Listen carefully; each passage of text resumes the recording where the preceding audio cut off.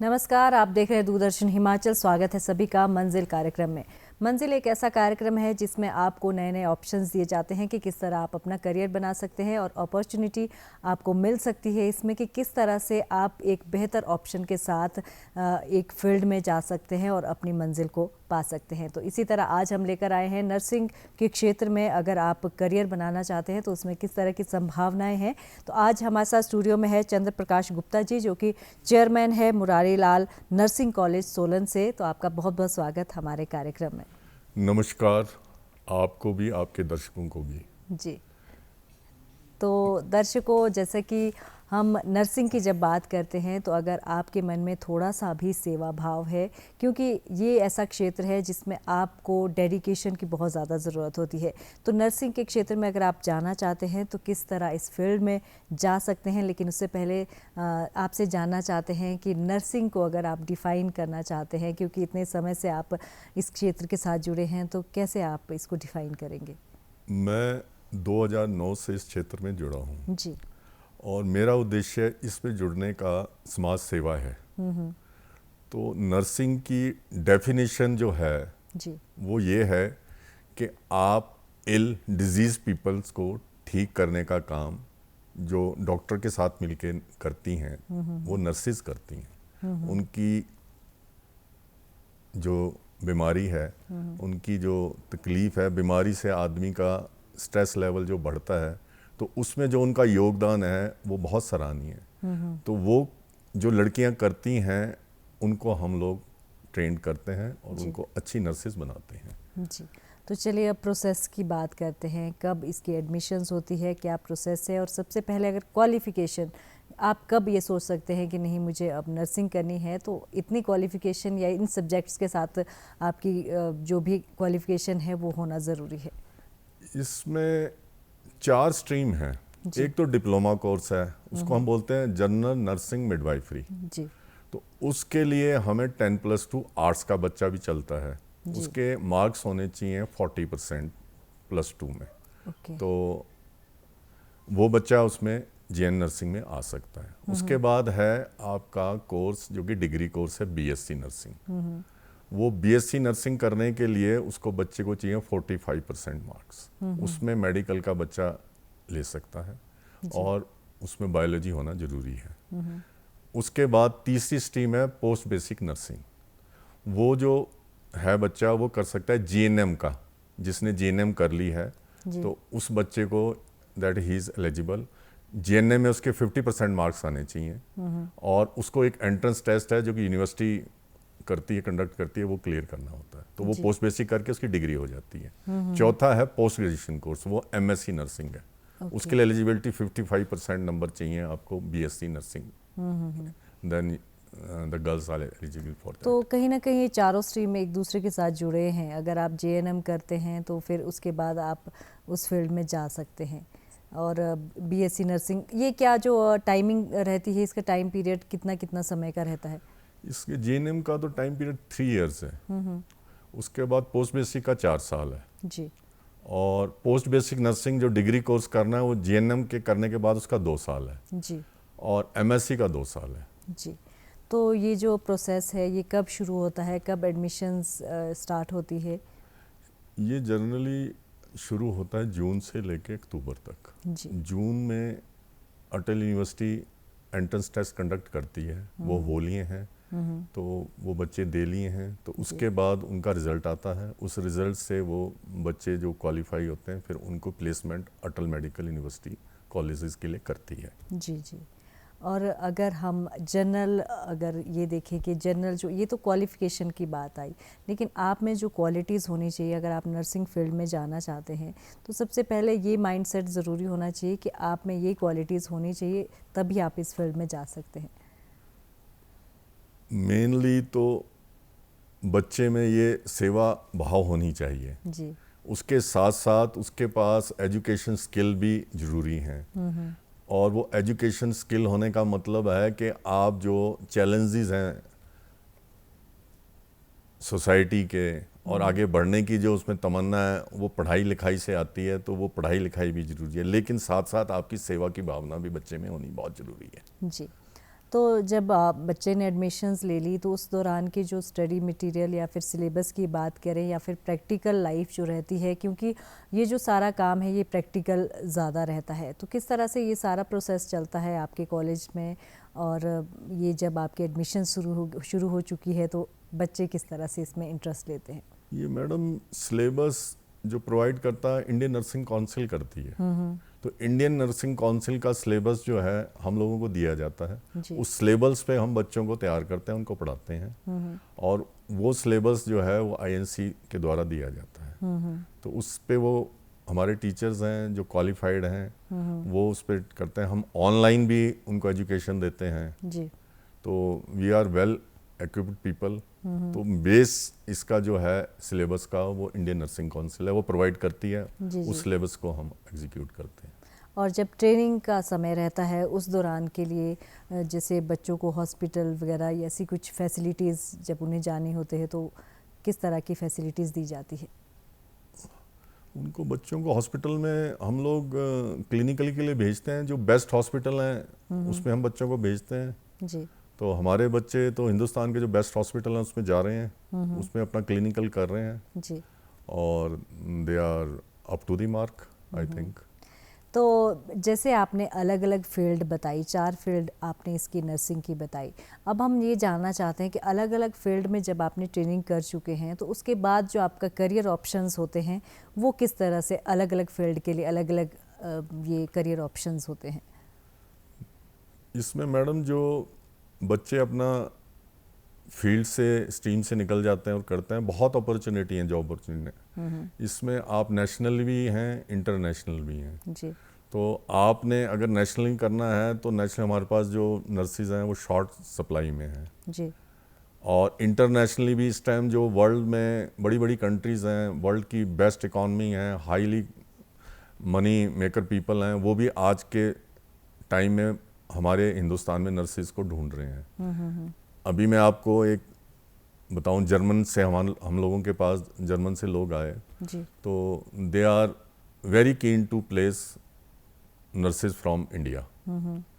तो वो कहते हैं कि आपका जो हम लैंग्वेज की क्लासेस लेंगे वो भी टोटली फ्री जी। आपकी ट्रैवलिंग फ्री, आपका वहाँ पे रहना मोर और लेस फ्री। जी। उसके बाद 3 साल बाद आपको वीज़ा हम दिलवाएंगे, उस वीज़ा पे आप अपने स्पाउस को लाइए, अपने पेरेंट्स को लाइए। तो कहने का मतलब है इसमें अपॉर्चुनिटी तो बहुत ज़्यादा है नर्सिस में, not in India but world wide बहुत है और वो बहुत अच्छा पे करने के लिए तैयार हैं। जी। जी। लेकिन हम अपने बच्चों को अपने हिंदुस्तान में प्लेस करें तो it will be better for our country. ये बहुत अच्छा है कि अगर आप, ये नहीं ज़रूरी कि आप यहीं पे जॉब करना चाहते हैं, लेकिन आप बाहर भी जॉब करना चाहते हैं तो अपॉर्चुनिटी इज।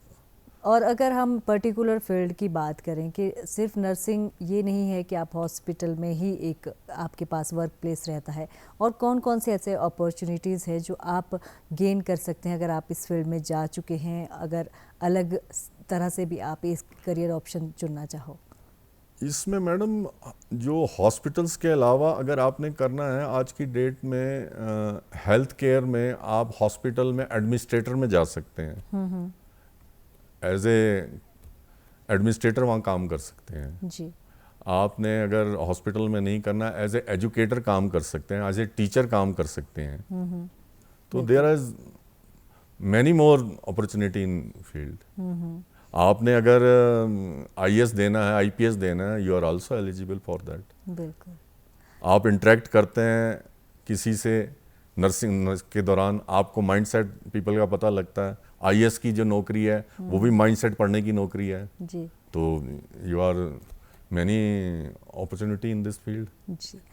अपने कॉलेज के बारे में बताएं, किस तरह की फैसिलिटी पर्टिकुलर अगर हम नर्सिंग कॉलेज की बात की जाए, नर्सिंग के जो ट्रेनिंग करने के लिए आती है उनको अगर वो आना चाहते हैं, और हिमाचल में और कौन कौन से ऑप्शंस है अगर वो नर्सिंग के क्षेत्र में जाना चाहते हैं तो यहाँ पर वो ट्रेनिंग ले सकते हैं और इस फील्ड में जा सकते हैं? हमारे कॉलेज में मैडम एक तो जो क्लिनिकल है वो जो प्रिस्क्राइब्ड है उसके हिसाब से हम लोग करवाते हैं, थ्योरेटिकल तो कराते ही कराते हैं जी। तो वो चीज़ें कराने के बाद जो लड़कियां नर्सेज बनती हैं हमारे यहाँ से तो वो फुली इक्विप्ड होती हैं जी। फुल इक्विप्ड होने का मतलब है कि वो जाके जो पेशेंट को हर चीज़ में महारत होती है, वहाँ जाके उनका इलाज करने के लिए जब तक आपने क्लिनिकल नहीं की होगी तो आप उनके साथ अगर उनको ठीक करना है तो आपके लिए डिफ़िकल्ट है। जी। तो वो क्लिनिकल इज़ वेरी इंपॉर्टेंट। हम लोग उसको क्लिनिकल 100% कराते हैं। बिल्कुल। मतलब आप ये कि आईएनसी के जो नॉर्म्स हैं उससे भी ज़्यादा फालतू कराते हैं। हमने अगर उसका साइकेट्रिक का जाना है वो अमृतसर भेजते हैं। जी। हर फील्ड में हम उनको ट्रेन करके then we ask them to go to the hospitals so that they can have a better patient services there. एक अगर ऐसा माना जाए कि कितनी ज़रूरत आज के समय में अगर नर्सिंग की ख़ास तौर पर बात की जाए या नर्सिस की बात की जाए कि हिमाचल में जितने हॉस्पिटल्स हैं, जितने हम ये तादाद देखते हैं कि पेशेंट्स की कितनी पॉपुलेशन होती जा रही है, उस हिसाब से लोगों की जो बीमारियां हैं वो आज के समय में ज़्यादा होती जा रही है। तो कितना ज़रूरी है कि इस फील्ड में ज़्यादा से ज़्यादा बच्चे जुड़े, ना केवल लड़कियां ही। आपके स्कूल में या फिर कई जगह हमने देखा है कि लड़कों में भी इंटरेस्ट होता है कि वो नर्स की ट्रेनिंग करते हैं, मेल नर्सेज भी हमने देखे हैं। तो ऐसा कुछ फैसिलिटीज़ के भी हर हॉस्पिटल में जो है वो नर्स की कमी महसूस ना हो। हमारी सोसाइटी में मैडम एक थोड़ा सा कॉन्सेप्ट ये है कि नर्सिंग करने का मतलब है we are down for the services. जब तक मैं इस चीज़ को लोगों के दिमाग से निकाल नहीं पाऊंगा तब तक बच्चों को ये मैसेज नहीं मिलेगा। जी। तो ये मैसेज मैं आपके थ्रू माध्यम से देना भी चाहता हूँ कि ये नर्सिंग जो है आज की डेट में it is not down profession, it is equivalent to every profession. तो बच्चों को इस तरफ आना चाहिए और अपने आप को नर्सिंग में डालना चाहिए। इसमें अपॉर्चुनिटी भी वर्ल्ड वाइड अपॉर्चुनिटी है। फिर आपके पास एक नोबल जॉब जुड़ता है, नोबल काम कर रहे हैं आप लोग। उसके साथ साथ आप अगर पैसा कमा रहे हैं, हम कुदरत ने हमें भेजा है तो काम करने के लिए तो भेजा ही भेजा है, लेकिन लोगों के दुख तकलीफ दूर करने के लिए, उनके साथ जुड़ने के लिए भी भेजा है। तो वो काम भी हम इसमें नर्सिंग में कर रहे हैं। तो मैं आपके थ्रू ये माध्यम से मैसेज देना चाहता हूँ, हमारे हिमाचल में नर्सिस शॉर्ट हैं, हमारे हिंदुस्तान में नर्सिस शॉर्ट हैं। वो बच्चे आएँ, नर्सिंग में आएँ, अपने आप को इसमें जोड़ें, इसमें एजुकेशन लें, जाके सोसाइटी में सेवा करें। जी। एक जैसे आपने कहा कि एक माइंड सेट रहता है कि किस तरह की जॉब ये रहती है, लेकिन अगर हम एक ओवरऑल माइंड सेट समझे कि लड़कियों का अगर इस जॉब में जाना है तो कितना ज़रूरी है कि उन्हें ऐसी परिस्थितियों से जूझना ज़रूर पड़ेगा कि कहीं ना कहीं परिवार के साथ समन्वय जो हम कह सकते हैं कि तालमेल जो रखना है वो भी बहुत ज़्यादा ज़रूरी है। टाइम मैनेजमेंट होना बहुत ज़्यादा ज़रूरी है, क्योंकि ये ऐसा फील्ड है जिसमें आपको समय कब कहाँ पर किस परिस्थिति में आपको जाना पड़े, तो ये भी एक नहीं, ऐसा नहीं है। जब आप नर्स बनती हैं, हॉस्पिटल में काम करती हैं, तो वहाँ पे सब सिस्टम्स हैं, आपको छुट्टियां भी मिलती हैं, अपने पेरेंट्स से आप मिल भी सकते हैं। ये नहीं है कि आपको 365 दिन काम करना है। जी जी। तो उसमें आपका जो माइंड सेट है और है वो सब, जब आप छुट्टी पे जाती हैं, आपका एंटरटेनमेंट है, अपनी फैमिली से मिलना है, आपने रिलैक्स होना है, तो वो सब चीज़ें हॉस्पिटल आपको प्रोवाइड करता है। बिल्कुल। लेकिन एक जो सेवा भाव के उससे हम कहें तो एक जो आपकी कह सकते हैं हम कि हमारा रोल जो रहता है वो ज़्यादा सेवा की तरफ रहता है। तो अगर जैसे हम अभी लॉकडाउन की बात करें तो ऐसी परिस्थिति थी कि सब अपने घरों में थे, लेकिन डॉक्टर और नर्सिस की बात करें तो वो सभी सेवा में लगे हुए थे। तो ऐसी परिस्थितियों के लिए भी एक मेंटल प्रिपेयर होना बहुत ज़्यादा ज़रूरी रहता है।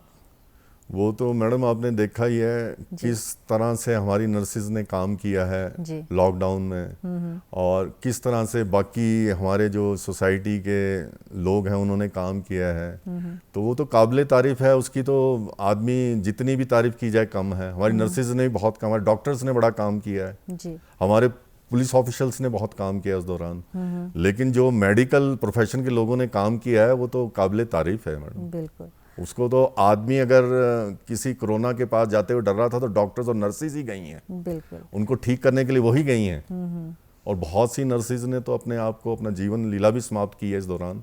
लेकिन उनकी तारीफ करने में हमारी सोसाइटी को पीछे नहीं हटना है। जितना काम उन्होंने किया है बिल्कुल, एक जो अच्छी फील्ड में जाकर आप अपना समय देते हैं और अपने पूरे तन मन से ये कार्य करते हैं, तो वो बहुत ज़्यादा डेडिकेशन बहुत ज़्यादा ज़रूरी होती है इस फील्ड में, या फिर कोई भी फील्ड हम कहें, लेकिन नर्सिस का कार्य हम कह सकते हैं कि सराहनीय रहता है जब ऐसी परिस्थिति होती है कि जहाँ पर सेवा की ज़्यादा ज़रूरत होती है। तो और कोई, जैसे आप अगर करियर के ऑप्शन से हम कहें कि करियर अगर आप नर्सिंग में ही जाना चाहते हैं, तो कौन कौन सी अपॉर्चुनिटीज़ आपके पास और खुल जाती है इस क्षेत्र में? इस क्षेत्र में मैडम आपने अगर आईएएस भी करना है तो आईएएस के लिए भी यू आर एलिजिबल। आपने ग्रेजुएशन चाहिए आईएएस के लिए। उसके साथ मैं जोड़ना चाहता हूँ, जब आप आईएएस करने जाते हैं, आईपीएस करना चाहते हैं, तो उसमें आपको माइंड सेट पढ़ने में आसानी होती है। जब आपने नर्सिंग कर लिया, डॉक्टरी कर ली, तो आप पेशेंट से आप इंटरेक्ट होते हैं, आपको ब्रेन आपका उसका सामने वाले का पता है। यही आईएएस आईपीएस का काम है।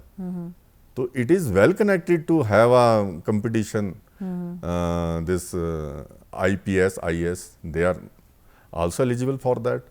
बाकी भी सारी जगह आपको ग्रेजुएट चाहिए होते हैं, यहाँ भी ग्रेजुएट आप करवा रहे हैं, ग्रेजुएशन हो रही है, तो आप कहीं भी जा सकती हैं, किसी भी फील्ड में आप जा सकती हैं, किसी भी फील्ड में, रादर देन नर्सिंग। आप किसी भी फील्ड में जा सकते हैं, वो अपॉर्चुनिटी आपको हर फील्ड में मिलेगी। बिल्कुल। और जैसे अगर आप हॉस्पिटल या इस तरह की जॉब नहीं करना चाहते, तो एजुकेशन में भी आप इसमें जा सकते हैं। एजुकेशन में आप जा सकते हैं। आपके फील्ड, आपके एजुकेशन है, आपके पास बहुत फील्ड हैं इसमें, so many fields are there. और धीरे धीरे अगर ये कहा जाए कि ट्रेनिंग्स इतनी हो रही है, नर्सिंग की ट्रेनिंग भी हम देखते हैं कि काफ़ी लड़कियां करती रहती है, धीरे धीरे क्या संभावना ये है कि भाई जॉब और अपॉर्चुनिटीज़ और ज़्यादा बढ़ जाए और फैसिलिटीज़ जो नर्स के लिए की तरह से होनी चाहिए वो पेशेंट्स को मिलना आसानी से, जो हम कह सकते हैं कि जैसे घर पर भी अगर कोई पेशेंट है तो उसको भी, उसके लिए भी एक नर्स प्रोवाइड हो सके? हाँ मैडम, वो इसमें है।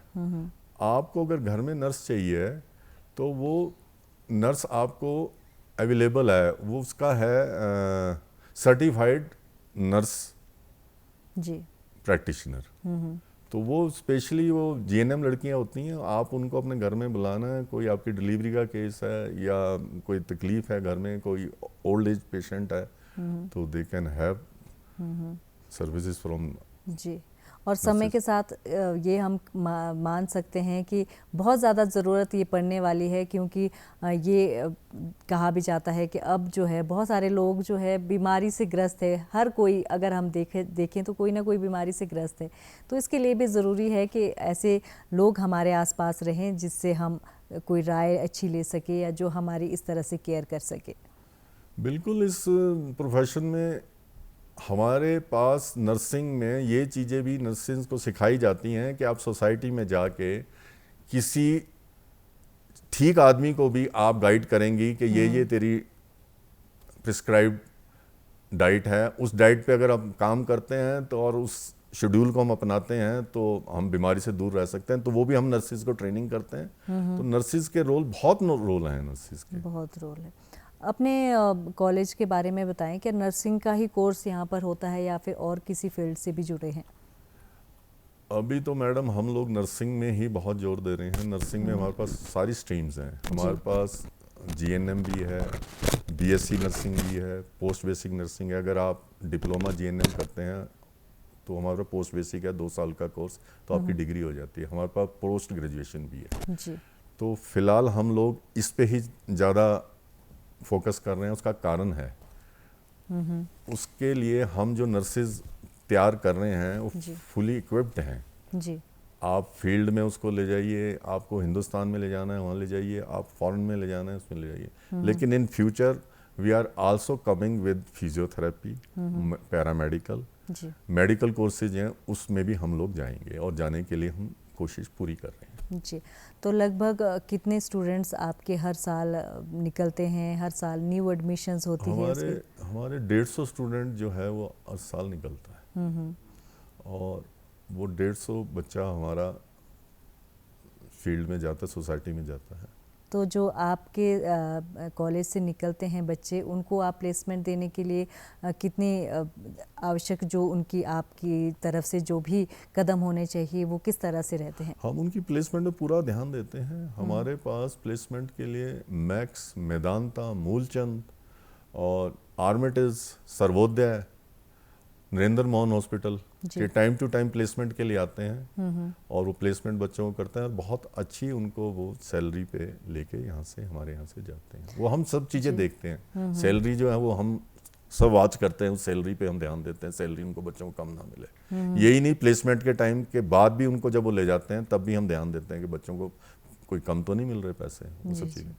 अदरवाइज बच्चों ने अगर एम्स में जाना है तो उसके लिए नॉर्थ सेट का एग्ज़ाम है। उस नॉर्थ सेट के एग्ज़ाम में स्टार्टिंग सैलरी है 60,000 पर मंथ। जी। That is also very good option. बाकी गवर्नमेंट हॉस्पिटल उनके भी टेस्ट हैं, उसमें भी सैलरीज बहुत अच्छी सैलरीज हैं, तो they can also pursue there. तो ट्रेनिंग के दौरान जैसे आपने कहा कि एंट्रेंस टेस्ट होते हैं, इनके लिए भी प्रिपेयर करवाया जाता है बच्चों को? वो कोचिंग हम लोग करवाते हैं कॉलेज में, जो आपका एंट्रेंस है उसके लिए करवाते हैं। अदरवाइज अगर +2 के बाद उसने एंट्रेंस देना है तो उसके पास कई ऑप्शंस हैं, कोचिंग सेंटर जा सकते हैं। अदरवाइज हम हमारे को अप्रोच करेंगे तो हम भी उनको कोचिंग कराते हैं कॉलेज में। जी। तो कितने समय के बाद इंटरव्यूज़ होते रहते हैं? जब आपके बच्चे निकलने वाले होते हैं तो प्लेसमेंट के लिए जो इंटरव्यूज़ होते हैं उनको जो आपके क्वालिफाई पहले हो चुके हैं उनको भी इनवाइट किया जाता है, या फिर जो आपके रिसेंट वहाँ पर कॉलेज में स्टडी कर रहे हैं उन्हीं के इंटरव्यूज़ लिए जाते हैं? हाँ, जो फाइनल ईयर होता है उसमें बच्चे की प्लेसमेंट हम लोग करवाते हैं। जो पुराने बच्चे भी हैं वैसे तो वो सब प्लेस्ड होते हैं। इन केस किसी ने प्लेसमेंट लेनी है तो they can also come there and have placement at that time. जी। तो नेक्स्ट जो आपके एडमिशन शेड्यूल है वो कब कब शुरू होने वाला है और किस तरह से कांटेक्ट वो आपके साथ कर सकते हैं अगर नर्सिंग में कोई जाना चाहते हैं? मैडम, इस साल का जो है क्लासेस हमारी अक्टूबर में शुरू होंगी, उसके लिए एंट्रेंस टेस्ट तो हो ली हैं। जी। नेक्स्ट ईयर का जून में कंडक्ट करता है अटल मेडिकल यूनिवर्सिटी टेस्ट को। तो बच्चे अटल मेडिकल की साइट पे जाके वहाँ से डाउनलोड फॉर्म होता है, डाउनलोड फॉर्म करके उसको भर के तो दे कैन हैव एग्ज़ाम। जी। और +2 के बाद ही ये जैसे आपने कहा कि JNM के लिए +2 के बाद वो एंट्रेंस टेस्ट इसके लिए दे सकते हैं? मैं थोड़ा सा आपको करेक्ट कर दूं, GN is not test. GNM में आपको स्टेट नर्सिंग काउंसिल ओके। आपके मेरिट के बेस पे मेरिट के बेस काउंसलिंग पे। अच्छा, करती उसमें है। एंट्रेंस टेस्ट नहीं उसमें है? एंट्रेंस नहीं है। जी। एंट्रेंस है आपका BSc में, पोस्ट बेसिक में ओके। और MSc में। तो वो जो है टेस्ट वो लेता है अटल मेडिकल यूनिवर्सिटी। क्या पूछा था आपने क्वेश्चन? मैंने यही पूछा था कि जो आपके एंट्रेंस टेस्ट होते हैं वो कब कब होते हैं और +2 के बाद ही डायरेक्ट हाँ, बच्चा? वो +2 के बाद जो है आपको देना है। +2 में ये है कि आपके 40% नंबर तो चाहिए इसमें GNM के लिए। जी। और अगर आपने BSc करनी है तो वो मेडिकल के बच्चा कर सकता है, उसको 45% मार्क्स चाहिए। और टोटल सीट्स कितनी रहती है? क्योंकि ये भी तो है कि 45-40 तो मैक्सिमम बच्चों के होते ही है अगर आप कोई भी कोर्स करना चाहते हैं, तो सीट्स का भी रहता है कि कितनी सीट्स अवेलेबल रहती है और कब कब कितने बच्चे आप लेते हैं? सीट्स तो मैडम इस टाइम जो हैं, जितना बच्चा है उसके हिसाब से जो सीट्स हैं वो हिमाचल में कम हैं। तो लेकिन in coming years government is also pursuing के बच्चे के लिए जो सीट्स चाहिए उतनी सीट्स वो they will provide in colleges, then it will be meet the demand. जी। और अगर आप बच्चों को एक मैसेज देना चाहते हैं कि अगर वो इस फील्ड में जाना चाहते हैं, नर्सिंग जैसे क्षेत्र में जाना चाहते हैं, तो क्या क्या उन्हें ध्यान रखने वाली चीज़ें हैं? किस तरह की स्टडी अभी से, वो अगर मान लो वो +1 +2 में है तो अभी से लेकर किस तरह की स्टडीज़ उन्हें करनी चाहिए ताकि वो आगे अगर इस क्षेत्र में जुड़ना चाहते हैं तो इसमें एडमिशन ले सकते हैं? मैं एक तो ये बच्चों को संदेश देना चाहता हूँ कि ये एक नोबल जॉब है, इसमें हम लोगों को कंट्रीब्यूट अपने आप को करना चाहिए। पेरेंट्स को भी ये कहना चाहूँगा कि अपने बच्चों को वो इसमें लाएं। और जो स्टडीज़ का है वो स्टडीज़ तो आपने जो करनी है, हमारे हिमाचल के बच्चे बहुत अच्छे हैं इस फील्ड में और उनकी एलिजिबिलिटी बनती है जी। तो उनके मार्क्स भी अच्छे आते हैं, तो वो आई थिंक कोई ऐसी प्रॉब्लम मुझे लगती नहीं है। लेकिन जो एंट्रेंस टेस्ट है उसके लिए जो कोचिंग करनी है उसके लिए आप हमारे पास भी बच्चों को भेज सकते हैं, हम भी कोचिंग कराते हैं, नहीं तो कोचिंग सेंटर हैं वो कोचिंग कराते हैं। तो वो कोचिंग जो है वो एंट्रेंस के लिए चाहिए। बाकी हम बच्चों को हर तरह से इसमें तैयार करते हैं। आपकी एक्स्ट्रा करिकुलर एक्टिविटीज़ हैं, ड्रामाज हैं, स्पोर्ट्स हैं, हमारे कैंपस में हर चीज़ की फैसिलिटीज़ है। बिल्कुल। ये बहुत अच्छा है कि अगर आप एक फील्ड में जा रहे हैं तो ज़रूरी नहीं कि उसी फील्ड से रिलेटेड आप, मैं एग्जैक्टली आपसे पहले भी पूछना चाहती थी कि और किस तरह की एक्टिविटीज़ जो है वो कॉलेज की तरफ से उन्हें करवाई जाती है। हमारे कॉलेज में हर तरह की एक्टिविटीज़ होती हैं बिसाइड फ्रॉम दिस नर्सिंग। आपने स्पोर्ट्स में कुछ करना है तो स्पोर्ट्स के लिए ग्राउंड्स हैं हमारे पास जी। आपने कल्चरल एक्टिविटीज़ करनी है तो हमारा ऑडिटोरियम बहुत बड़ा है। तो we are providing all type of facilities students.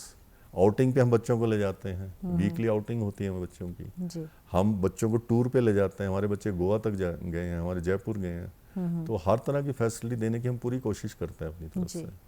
और हॉस्टल में ही बच्चों को रहना पड़ता हाँ, है। जी। वो मैंडेटरी इसलिए है कि बच्चे ने जो क्लिनिकल करना है वो नाइट में भी करना है, डे में भी करना है, तो हॉस्टल में रहने का पर्पस ये है। चलिए, बहुत अच्छी जानकारी आपने दी और अभी की एडमिशन्स हो चुकी है। नेक्स्ट ईयर के लिए हम ज़रूर चाहेंगे कि बहुत सारे बच्चे और जो है वो नर्सिंग के क्षेत्र में जाए।